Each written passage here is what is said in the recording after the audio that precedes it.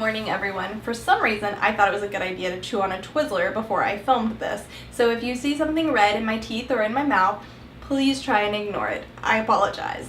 Today's scripture is Psalm 94:19, and it says, "When doubts fill my mind, your comfort gave me renewed hope and cheer." And guys, this just goes perfectly along with what I've been going through. For those of you who don't know, I was so tired of living in this grumbly state of negativity. So I just decided to step out in faith and try and choose joy in all of my circumstances. And it did not come easy. I felt justified in all of my negativity. And I felt silly finding things to be happy for when I didn't want to be happy. It was a fight against my flesh. I realized that I had been waiting for these mountaintop experiences, for me to live in abundance and for happiness to just be easy. But reading the promises of God, I stopped waiting and I started expecting. I started seeing all the things that God had for me, things that were promised to me, that were coming to me, and it made me happy. Joy was easy. It was a result of what I was focusing on. I started realizing that when you put negativity around yourself, it's easy to choose to be negative. You're just following along this path. But when you equip your mind with the promises of God and you start looking at what He has coming for you, in turn, it's easy to have joy. The two chapters that I have been holding on to and drawing my strength from in my day-to-day life has been Proverbs 31, which is hilarious because in the past, I couldn't understand why everyone was so obsessed with Proverbs 31.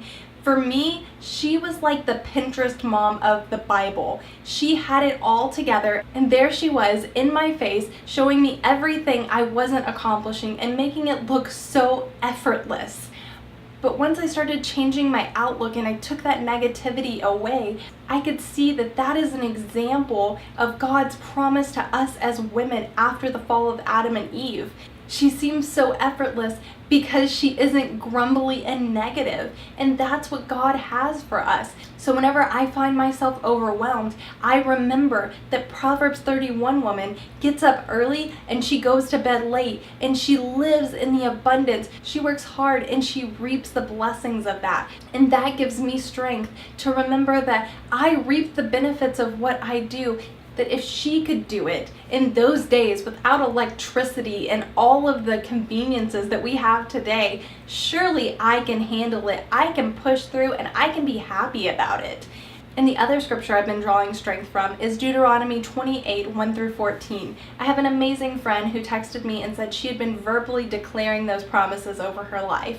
And I have been doing the same. And it's so much easier to have joy when you're not living your life waiting for all the good things to happen. Instead, you are living expecting all of these promises that God says are coming to us as children of God who obey His commandments.